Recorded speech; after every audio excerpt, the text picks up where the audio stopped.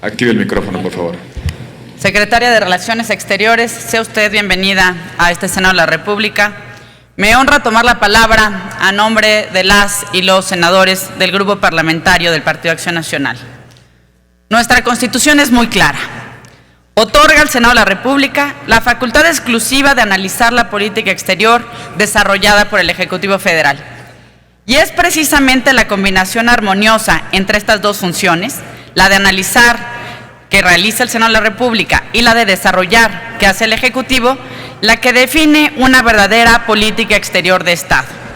En este sentido, nuestro constituyente fue muy sabio en separar estas dos responsabilidades en dos poderes distintos, con el único fin de que la política exterior de México fuera un auténtico lenguaje de la nación hacia el resto del mundo y no un boletín emanado de una oficina gubernamental. Para ello, me parece importante señalar algunos ejemplos que muestran que podemos darle más Estado y menos improvisación a nuestra política exterior. En primer lugar, las operaciones de mantenimiento de la paz. Hemos sido claros, señora secretaria, en no escatimar los méritos que tiene esta valiente decisión del presidente de la República.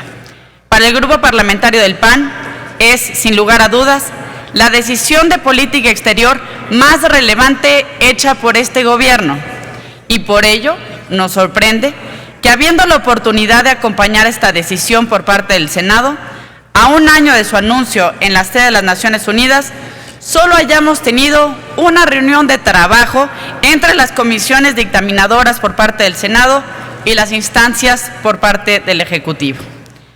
Además, cabe mencionar que, regateando nuestras facultades exclusivas, se utilizan interpretaciones legaloides para que las participaciones en estas operaciones de mantenimiento de la paz no sean autorizadas y no hayan pasado por este Senado de la República, como establece sin cortapisas el artículo 76, fracción tercera de nuestra Constitución. En segundo lugar, el Acuerdo de Asociación Transpacífico. La negociación comercial más ambiciosa de este sexenio carece de la fortaleza que le hubiera dado el acompañamiento del Senado de la República. En lugar de incorporar la visión y el respaldo de esta institución, el gobierno eligió el aislamiento y la marginación en su negociación. Al día de hoy, y ante tanto anuncio, el Senado de la República no conoce ni el texto ni el contexto de lo acordado el día de ayer en Atlanta. Pero eso sí, y seamos claros, la aprobación final recae en esta soberanía. En tercer lugar, secretaria, la imagen de nuestro país. Nuestras representaciones están para buscar aliados en el mundo, no para maquillar la imagen que hoy tenemos. Parece que los esfuerzos de nuestros diplomáticos son más de control de daños que de despliegue de una agenda de Estado, como si la política exterior de este gobierno tuviera como destino ser la política exterior de la adversidad o una política para tapar agujeros.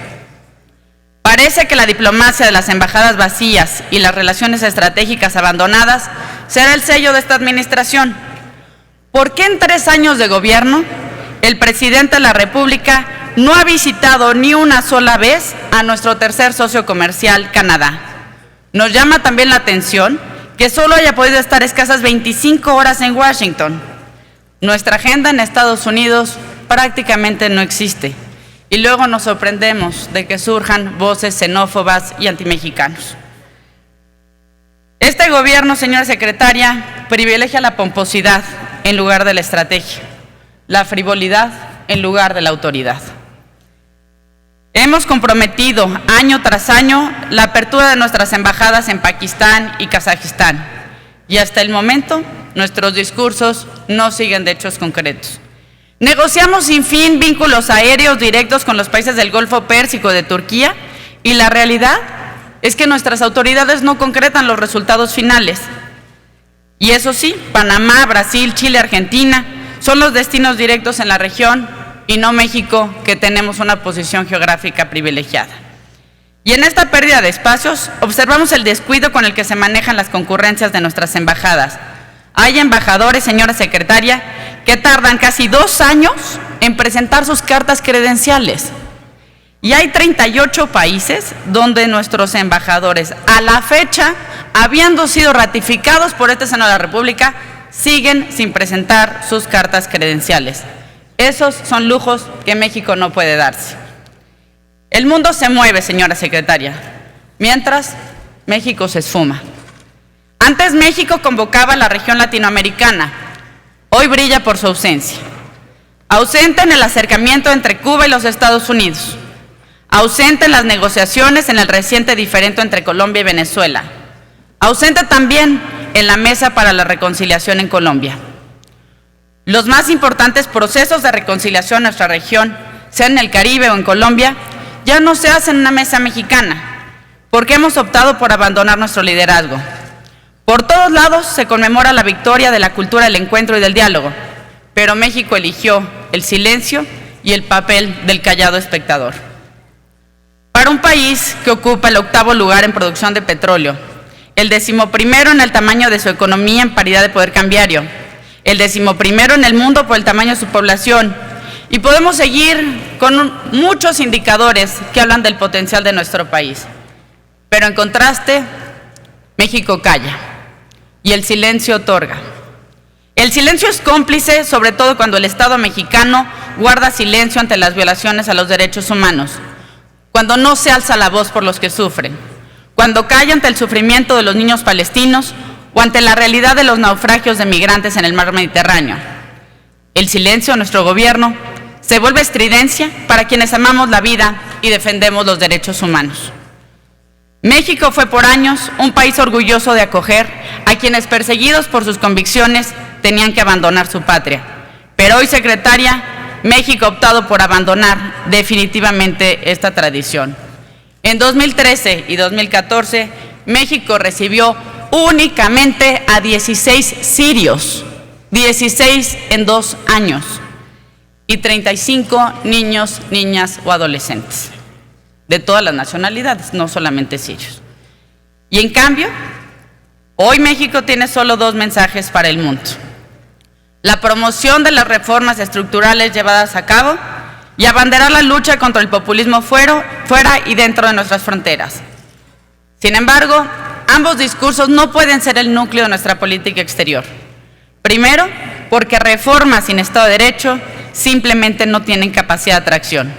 Segundo, atacar el populismo al tiempo que se reparten millones de televisiones a los padrones de beneficiarios de ayudas sociales pasa casi por una broma de muy mal gusto. Y por otro lado, conforme hablamos, perdemos credibilidad. El caso más emblemático es el de China, donde casi 500 años de relaciones comerciales y diplomáticas se estancaron gracias a la falta de transparencia de nuestro gobierno. Gracias a una mala licitación cuya responsabilidad estuvo en México y cuyo descuido ha puesto en peligro la amistad con China. En otro caso paradigmático, que es la relación con Francia, pasamos de liberar delincuentes para contentarnos, paseando en París y Marsella con casi todo el gabinete, cuando, bueno, ni las inundaciones, ni la tragedia de Iguala, ni la promulgación de ninguna reforma ha merecido tal despliegue.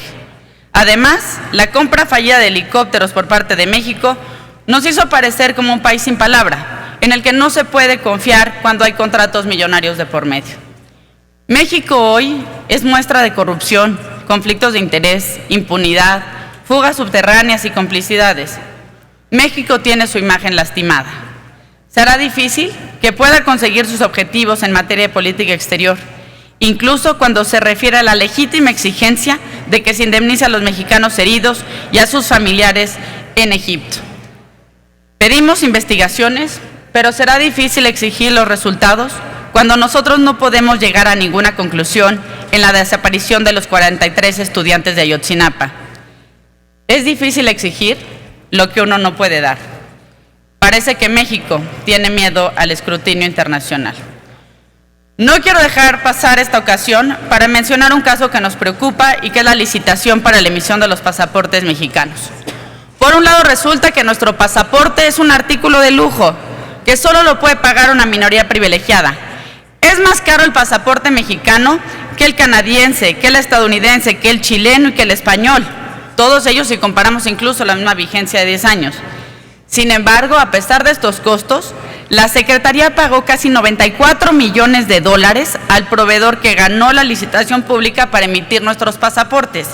Si comparamos estos datos con lo publicado en Compranet, Resulta que se pagaron 14 millones de dólares más a la empresa adjudicada que aquella que ofreció la postura más barata. Señora secretaria, me parece que el tema requiere de una investigación. Antes de concluir, quisiera reconocerle, señora secretaria, y en honor a una madurez democrática, el voto de México a favor el pasado 10 de septiembre en la Asamblea General de las Naciones Unidas para aprobar que los estados observadores no miembros de las Naciones Unidas pudieran izar sus banderas en la sede de este organismo internacional. Ese voto mayoritario, del que México fue parte y del que usted sin duda formó un modelo decisivo, permitió que Palestina y la Santa Sede izaran por primera vez su bandera en un gesto histórico del que México, insisto, formó parte. La consecuencia natural de esta valiente decisión, y esperemos suceda pronto, es que México reconozca a Palestina como Estado. Señora secretaria, ¿cuenta usted con la bancada del Grupo Parlamentario de Acción Nacional para hacer una verdadera política exterior de Estado? Que hable México y que nos escuche el mundo.